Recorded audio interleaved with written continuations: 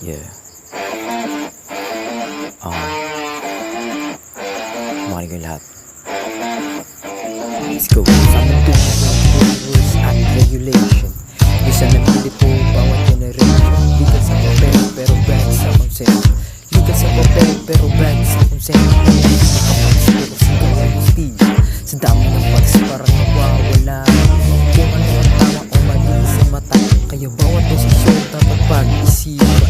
Hindi lang sa batas kundi sa nararamdaman. Legal nga, pero tama ba talaga?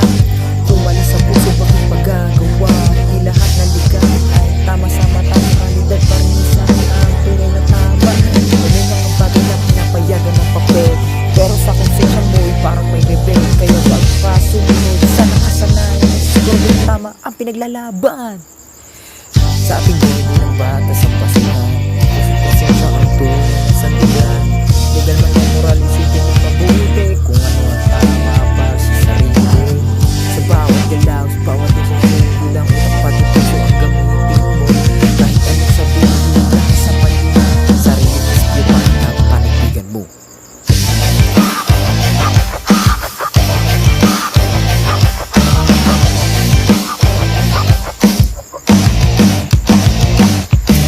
Bawat hakbang may tanong sa isipan, tama o mali, ano nga ba ang dahilan? Pagiging matalino'y laging pairahin, di puro emosyon at ating damdamin. Balanse ang puso at isip sa laban, para di maligaw sa maling daanan. Dahil ang buhay hindi lang sa batas, kundi ang pagpili kung saan ka lalabas.